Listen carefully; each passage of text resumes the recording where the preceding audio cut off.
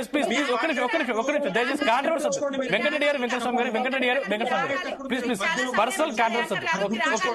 Okay చెప్పండి సత్య గారు, మీరు మాట్లాడండి ప్లీజ్ మీకు అవకాశం ఇస్తాను. వెంకటరెడ్డి గారు ఒక నిమిషం చెప్పండి. ఖచ్చితంగా పార్లమెంటులో దీని మీద చర్చ జరుగుతున్నప్పుడు ఈ దేశ ప్రజలకు సమాధానం చెప్పాల్సిన అవసరం ప్రధానమంత్రి గారికి ఉంది. ప్రధానమంత్రి గారు ఆ పాత్ర నిన్న పోషించలేదనేది స్పష్టం. ఇక్కడ 2 అంశాలు ఉన్నాయి. ఒకటి, పహల్గా ఘటన జరిగే కన్నా ముందు ఈ దేశంలో ఉన్నటువంటి అధికారంలో ఉన్నటువంటి బీజేపీ పాత్ర ఇది. ఎందుకు భద్రతా దళాలు అక్కడ విఫలమయ్యాయి?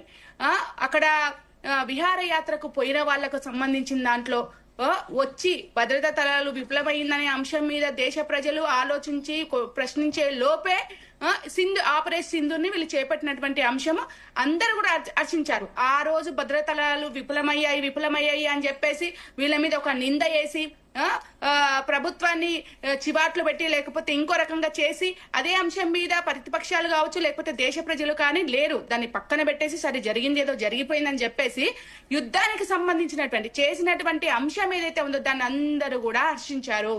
ప్రతి ఒక్కరూ ఆహ్వానించారు.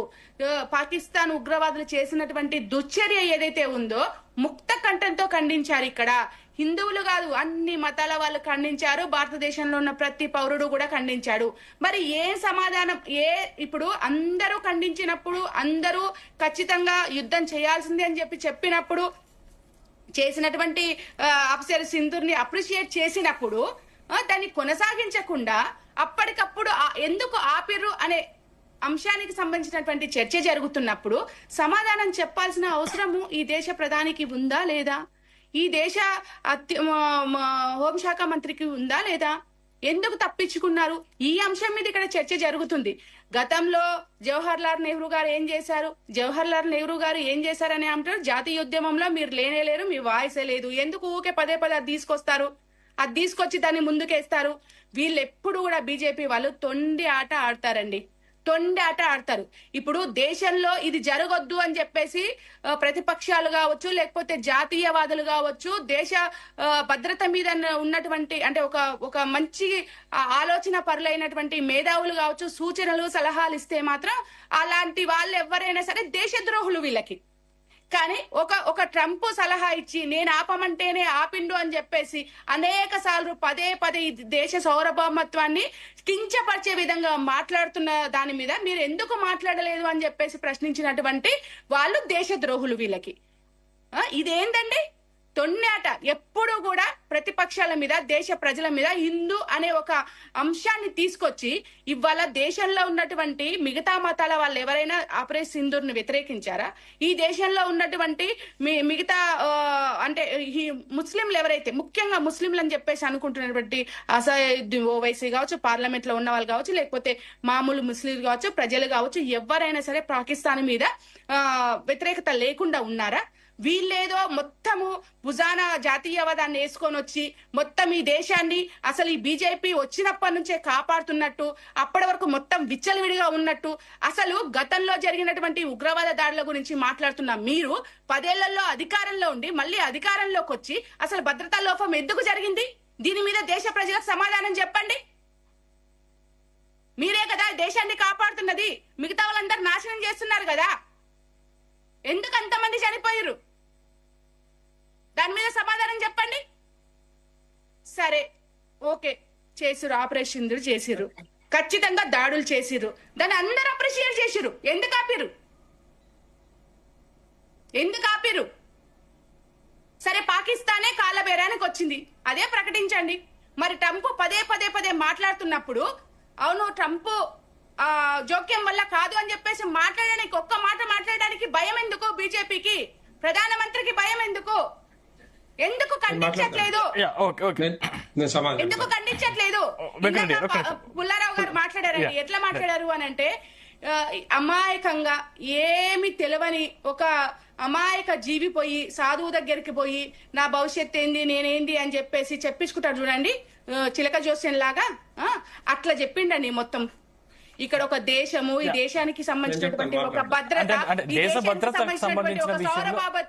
సార్వభౌమాధికారము, ఈ దేశంలో ప్రతిపక్షాలు, మేధావులు, ప్రజల అభిప్రాయాలు ఇవి కావండి వీళ్ళకి కావాల్సినవి. పొద్దున్న లేస్తే హిందూయిజము, పొద్దున్న లేస్తే హిందువులు తప్ప ఇంకెవరు ఈ దేశంలో దేశభక్తితో లేరు. పొద్దున్న లేస్తే బీజేపీ గవర్నమెంట్ లోకి వచ్చినప్పటి నుంచే పాకిస్తాన్ ఇండియా గొడవలు అనేవి లేకుండా పోయినాయి, ఉగ్రవాదం అనేది లేకుండా పోయింది. ఉగ్రవాదం అనేది లేకుండా పోయింది అని అంటే మొన్న జరిగిన సంఘటన ఏంటి? భద్రతా లోపం కాదా? ఏం చేసింది బీజేపీ? అసలు ఫస్ట్ ఆ భద్రతా లోపం జరగకపోతే ఇవన్నీ సంఘటనలు జరిగేవే కావు కదా. దీనికి సమాధానం చెప్పండి. ఫస్ట్ దీనికి సమాధానం చెప్పండి. ప్లస్ ట్రంప్ పదే పదే పదే పదే మన దేశ సార్వభౌమాధికారాన్ని కించపరిచే విధంగా అన్ని సార్లు ప్రకటన చేస్తే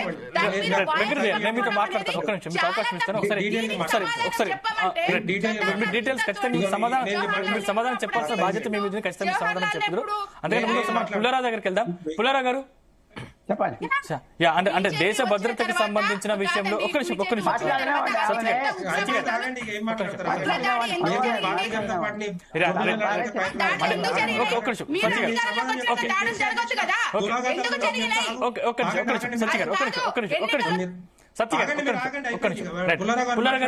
అంటే దేశ భద్రతకి సంబంధించిన విషయంలో అంటే ప్రతిపక్షాలు అడిగినటువంటి మాటలు కరెక్ట్ అంటారా? అంటే ఐఎన్డీ ఫైటర్ జెట్లు కూలాయి, లేకపోతే పహల్గాం ఉగ్రదాడి చేసినటువంటి ఉగ్రవాదులు ఇంతవరకు ఎక్కడున్నారని చెప్పేసి ఇటువంటి సమగ్రమైన విచారణ కోరే అవకాశం ఉందంటారా? అంటే ప్రతిపక్షాలు ఇవన్నీ అడగచ్చంటారా? 100 సంవత్సరాలు ఇంకో 100 సంవత్సరాలు యుద్ధం జరుగుతుంది.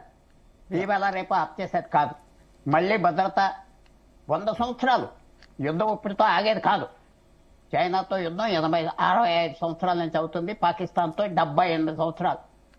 రేపు మాపు అవ్వేది కాదు. ఇందాక ఎవరో మాట్లాడారు, ఎన్ని యుద్ధాలు జరిగినాయి, ఎంతమంది చచ్చిపోయారు ఇప్పటి వరకు మీరు చెప్పగలరా? చెప్పండి, వింటా. 1000 మంది చచ్చిపోయారు కార్గిల్లో. 1000 మంది మీ కుటుంబం నుంచి, నా కుటుంబం నుంచి చచ్చిపోయారా? పేదవాళ్ళు చచ్చిపోయారు. మళ్ళీ అలా చచ్చిపోమంటారా? ఇలా హౌసెస్లో కూర్చొని ఎక్కువ మాట్లాడకూడదు, తెలియపోతాయి. తప్పు ఏమన్నా చెప్తే చెప్పాను, తప్పు చెప్పండి, తలంచుకుంటాం. మీరు ఇలా మాట్లాడారు అంటే నేను ప్రశ్నిస్తా. ఈ గత 80 సంవత్సరాల్లో పాకిస్తాన్ 47 ఆగస్టు 15 నుంచి యుద్ధం చేస్తాను. 47 60లో నెహ్రూ వెళ్ళి సంతకం పెట్టి చక్కగా మన అన్నదమ్ముల్లాగా ఉందాం, ఇండస్ నీరు తీసుకోండి అంటే 62 చైనా అటాక్ చేసి మళ్ళీ డబ్బు ప్రోత్సహించి 65 మనతో యుద్ధం చేయించింది పాకిస్తాన్తో. మళ్ళీ 100 సంవత్సరాల వరకు యుద్ధం జరుగుతుంది. ఈ లీడర్స్ ఉండరు, నేను ఉండదు, ఎవరు ఉండరు. కానీ నెహ్రూ ఆనాడు చేసుకున్న సింధు జలాల ఒప్పందం వల్ల నదులు మనవి ఆగదు యుద్ధం. 3 విషయాలు బయటకు వచ్చినాయి. ఏ ప్రధానమంత్రి తక్కువ చేశారని ఎవరు అనలేదు. నా మాట సరిగ్గా వెళ్ళలేదేమో. లిసన్ ప్రాపర్లీ, అర్థం చేసుకో. Don't make personal remarks, don't make any personal remarks. Status ఉంటే మాట్లాడి తగ్గిపోతాం. Don't talk like that. మీకు మర్యాద ఇచ్చాం, విన్నా. Sorry if you are offended. చైనాతో 100 సంవత్సరాలు జరుగుతుంది ఇంకా యుద్ధం. పాకిస్తాన్తో ఇంకా 100 సంవత్సరాలు ఆగేది లేదు. రేపు 100 మంది వాళ్ళు టెర్రరిస్ట్ ఉన్నారు, మళ్ళీ ఎప్పుడోసారి చేస్తారు. ఛాలెంజ్ భారతదేశానికి ఇప్పుడు రేపు మాపు అవ్వేది లేదు. ఇది కంటిన్యూస్ అఫేర్. చైనా దృష్టి ఏమిటంటే భారతదేశం, మన్మోహన్ సింగ్ అన్నాడు ఈ మాట. ఏ రోజు అన్నాడో మీకు తెలుసా? చెప్పండి, మీకు తారీఖు అంత మాట్లాడారు. ఆ గూగుల్ రెఫర్ చేసి చెప్పినాక చైనా ఉద్దేశం ఏంటంటే భారతదేశానికి ఎప్పుడు స్థిరం ఉండకూడదు అన్నాడు మన్మోహన్ సింగ్. స్థిరం ఉండదు, ఏదో గొడవ చేయాలి, ఇంట్లో తగు పెట్టాలి, అలా చేయాలి. కానీ మనకు తప్పదు. చైనాతో స్నేహం చేసుకోవటం, చైనాతో ఉండటం తప్పదు. చైనాతో తప్పదు. మనం స్నేహంగా ఉండాలి, వాళ్ళు విరోధం. చైనా పేరు ఎందుకు చెప్పలేదు 4 సంవత్సరాలు? చైనా పేరు చెప్పకూడదు. నెహ్రూ ఏం తక్కువ చేయలేదు, బాగా చేశాడు. నెహ్రూని ఎవరో అయ్యోజు పెట్టవచ్చు, ఇందిరాగాంధీ పెట్టవచ్చు, తప్పులైపోతాయి హిస్టరీలో. ఒక మాట అడుగుతున్నా, 71లో బంగ్లాదేశ్ అన్నారు. ఈవేళ బంగ్లాదేశ్ పాకిస్తాన్తో ఉంటే మంచిది కదా. హిస్టరీ ఎలా జరుగుతుందో మీరు చెప్పలేదు, నేను చెప్పలే. ఒక 50 సంవత్సరాల తర్వాత మీరు మంచి పని చేశారా, చెడ్డ పని చేశారా, ఇవాళ ఎవరు చెప్పలేం. ఈవేళ జరిగింది ఇది. నా అభిప్రాయం ఏంటంటే ట్రంప్ని ఎందుకు తిట్టాలంటున్నారు నాకు తెలుసు. తప్పవచ్చు, దానికి ఏదో ఇంటెన్షన్స్, మాకు చెడ్డ ఇంటెన్షన్స్ ఉంటాయా? హిందూ ఇంటెన్షన్స్ ఉంటాయా? హిందూ ఇంటెన్షన్స్ ఏంటి, ముస్లిం ఇంటెన్షన్స్ ఏంటి? మాకేం లేవు అలా. మనకి ఇవాళ మంచిది అనిపించింది. ఓ 10 సంవత్సరాల తర్వాత చెడ్డదవ్వచ్చు. యుద్ధంతో ఆగేది లేదు సందీప్ గారు. యుద్ధం కంటిన్యూ అవుతుంది.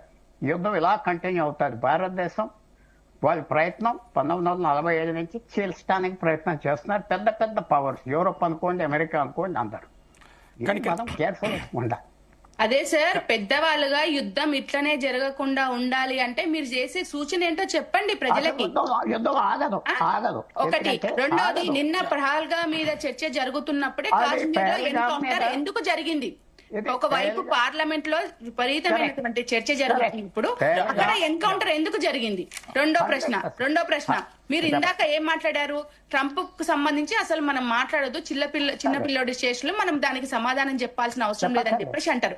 ఎందుకు అవసరం లేదు? మన దేశ ఇంత పెద్ద దేశ సార్వభౌమాధికారాన్ని పదే పదే ప్రశ్నిస్తూ నేను చెప్పడం వల్లనే యుద్ధం ఆగింది అని చెప్పి చెప్పినప్పుడు మన దేశ ప్రధానిని అవమానపరిచినట్టు కాదా అది? మన దేశ ప్రధాని ఒక నిర్ణయం తీసుకున్నాడండి. సరే, పాకిస్తాన్ వాళ్ళు కాళ్ళు పట్టుకున్నారా, లేకపోతే బంగ్లాదేశ్ వాళ్ళు కాళ్ళు పట్టుకున్నారా, యుద్ధం వద్దని చెప్పేసి ప్రజలు ఎవరన్నా, లేకపోతే మేధావులు ఎవరన్నా, లేకపోతే ఎవరన్నా శాంతిగా ఉండాలి అని చెప్పినందుకు చేసిర్రా? అది పక్కన విషయం. మన ప్రధానమంత్రి ఒక నిర్ణయం తీసుకున్నప్పుడు అది మనకు గర్వకారణము. అలాంటప్పుడు ఎవరో పక్కనైనా అన్నన్ని మాటలు మాట్లాడుతుంటే లేదు నేనే తీసుకున్నాను నిర్ణయం అని చెప్పడానికి భయం ఎందుకని మేము చాలాసార్లు చెప్పారు. ఓకే, సత్య గారు, ఓకే.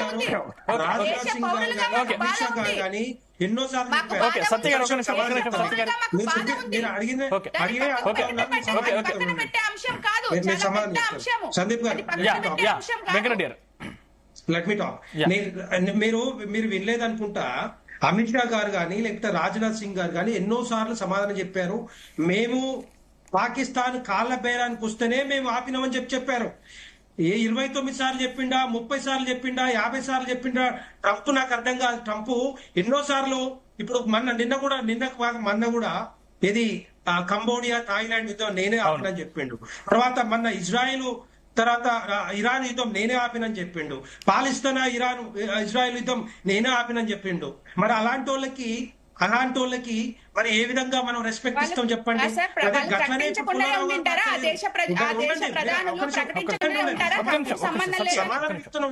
సమాధానం చెప్తున్నా ఉండండి. పుల్లారావు గారు మాట్లాడింది అదే విధంగా మాట్లాడారు. మొన్న ఏమన్నాడు వచ్చిన తర్వాత కొత్తలో? మేము భారతదేశం మీద 200% టారిఫ్ విధిస్తున్నామని చెప్పిండు. మళ్ళీ యూటర్న్ తీసుకొని మళ్ళీ ఏమని చెప్పిండు? 50% అని చెప్పిండు. మళ్ళీ యూటర్న్ తీసుకొని ఏమన్నాడు? <20% అన్నాడు. ఇప్పుడు <10% వచ్చిండు.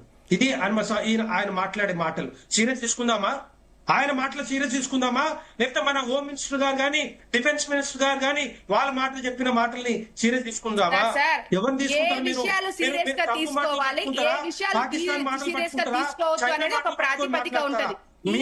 చాలా సీరియస్ అయినటువంటి దేశ భద్రతకు సంబంధించిన ట్రంప్ భారత్ కు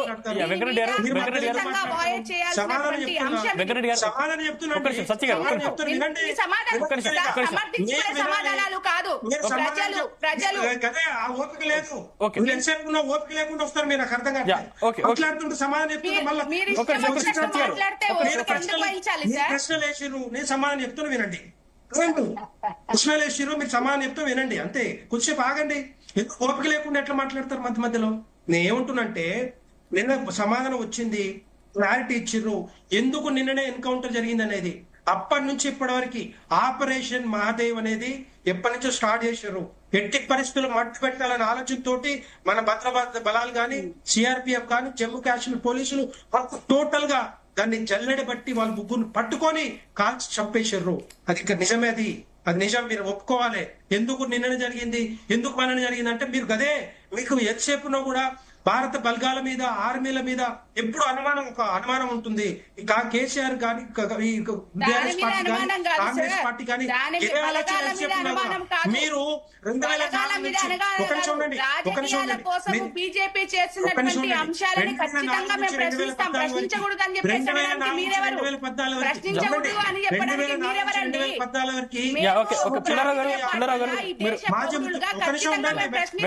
ఉండండి. ఒక్క నిమిషం మాట్లాడుకుంటే ఇష్టం వచ్చినట్టు మాట్లాడితే మాట్లాడకుండా ఇష్టం వచ్చినట్టు మాట్లాడితే మీ వర్షం చెప్పుకుంటూ పోతే దేశ ప్రజలు మీరు చెప్తే వినాల్సిన అవసరం లేదు. ఒక కథ అల్లి ఆహ్వానించుకుంటే అనుగుణంగా మలుచుకుంటే ఊరుకోరు. దేశ సార్వభౌమాధికారాన్ని కేసీఆర్ గారు 2004 నుంచి 2014 ఎవరు అధికారంలో పొత్తు పెట్టుకున్నది ఎవరితో పొత్తు పెట్టుకున్నారు?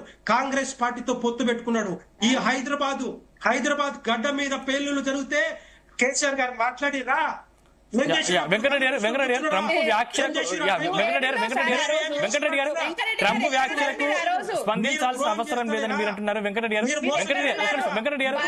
సత్య గారు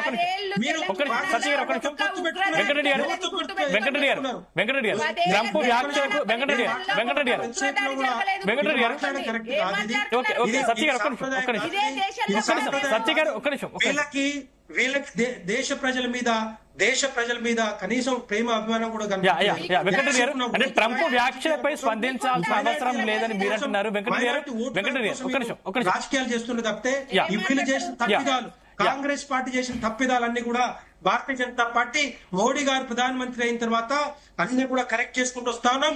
జమ్మూ కాశ్మీర్ కూడా స్వయం ప్రతిపత్తి ఇచ్చుకుంటూ ఎట్టి పరిస్థితుల్లో బార్డర్ లో ఎవడన్నా మళ్ళా దాని బార్డర్ దాటి వస్తే మాత్రం ఎట్టి పరిస్థితుల్లో సమాధానం మేం చెప్తాం. ఇది ఆపరేషన్ సింధూర్ అనేది. వెంకటరెడ్డి గారు ట్రంప్ వ్యాఖ్యలకు సంబంధించి స్పందించాల్సిన అవసరం లేదని మీరు అంటున్నారు. కానీ ట్రంప్ మనకు అధిక సుంకాలు విధించడం, లేకపోతే వీసా రద్దు చేయడం, లేకపోతే భారతీయుల నికబిదట